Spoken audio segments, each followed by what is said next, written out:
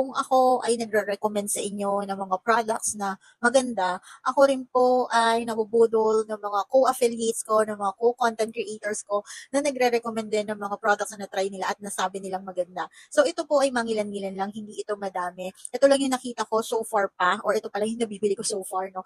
Pero ayan, mag-umpisa na tayo. So umpisahan natin dito sa buhok. Okay? So, eto, nakita ko to, nabudol ako nito ni Miss Jen Oliveros. Very famous siya dito rin sa TikTok, no?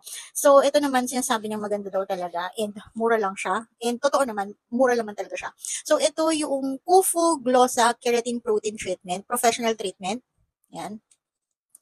Bumili ako ng 4 nito, kaya lang na-try ko na siya. And ang bango nito sa buhok, in fairness, no? Mas maganda para mas makita niyo yung full effect niya kung gagamitin niyo siya ng continuously. Like for example, once a week, para makita niyo talaga yung difference, no? Pero again, depende kasi yan doon sa type ng buhok na meron kayo. Kasi meron naman talagang mga tao na mabilis umeffect sa kanila, mabilis nila makita yung result ng product. Pero may ibang tao naman na kailangan talaga tsinatsaga siya. Siguro ipapakita ko na lang sa susunod na videos ko kung ano yung before and after. Yung buhok ko naman, wala naman siyang masyadong damage. Ang problema ko lang is, minsan, bumubuhaghag. So, talagang kailangan ko ng something na patim sa kanya kasi para siyang may sariling buhay. Next naman tayo sa pabango. Ito naman, matagal ko na itong nakikita talaga and matagal na akong bumibili ng brand na to. So, this is from St. Geeks. Isa itong scent na to sa favorite ko. This is the Blooming Bouquet. So, inspired siya ni Dior. And yung isa din na gusto ko sa kanyang scent is yung Peony and Blush na inspired naman kay Joe Malone. Ito, 30 ml lang to, 200 plus lang to. Antabay kayo kasi madalas naman sila nagsisale.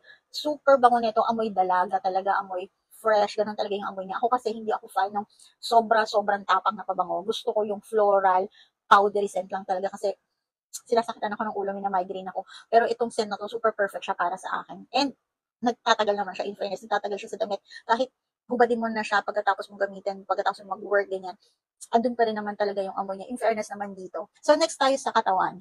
Eto, hindi ko na nakuha ko ng pangalan ng affiliate or content creator dito sa TikTok. Pero nakita ko to sa kanya at talagang nire-recommend niya to. So, ito yung Fresh Skin Love na Retinol Advanced Wrinkle Repair. So, soothing gel lotion siya made with 7 types of anti-aging, 100 times vitamin A for bright and youthful skin. This lotion has SPF 30 PA++++, UVA, UVB, blue light and pollution protection, dermatologically tested. I think nabili ko to ng 249 dito sa TikTok shop. And then, ang sinasabi niyang magandang kapartner naman nito ay, eto, si Extra Pure Gluta White Soap.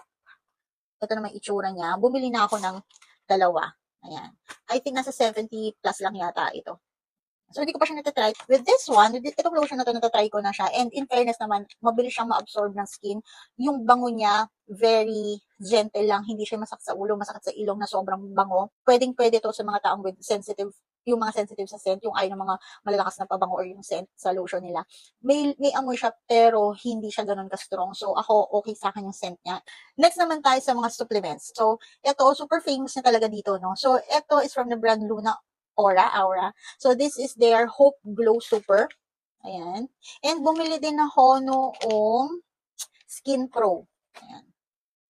Ito, nabili ko ng 180 plus kasi nag-sale sila recently. So, bumili na ako. 30 tablets naman ang meron siya. And then, ito naman, 60 capsule siya. Ito, meron siyang Japan S-acetyl glutathione plus oral sunblock. So, si S-acetyl is very famous ngayon at talaga naman trending and pinag-uusapan siya. Pero ito ay nabili ko lang ng nasa less than 400 if I'm not mistaken, no? So, ito tinitake ko siya ng morning kasi meron siyang oral sunblock. And then, ito naman tinitake ko siya around afternoon or minsan bago ako matulog. So, tingnan natin kung anong effect ba niya sa skin ko. Kasi, ito ilang days ko pa ito tinitik, parang 3 days pa lang. Ito naman parang 4 or 5 days pa lang. And syempre, hindi mo naman agad-agad makikita yung result sa ganung araw pa lang no, ng pagtitik. So, tingnan natin and makikita, mapapansin nyo naman yun sa mga videos ko. If magkaroon man ng improvement yung skin ko, and all, alam nyo na dahil din yan dito kasi wala na akong iniinom na glutathione. Tingnan natin kung mag-work siya. And kung mag-work siya, di mas maganda kasi locally available naman ito. So, yun lang yung mga binili ko na nakita kong famous dito sa TikTok. So, kung meron kayong mare-recommend pa or meron kayong nagustuhan ng mga products na famous din dito sa TikTok, let me know in the comment section and tingnan natin bilhin natin, i-try natin para ako din ma-try ko siya and makita ko na, and masabi ko naman sa inyo kung ano yung thoughts and comment ko doon sa products na yun. So, ayun lang. Thank you guys so much for watching and for staying with me, and I hope to see you on my next video. Bye-bye.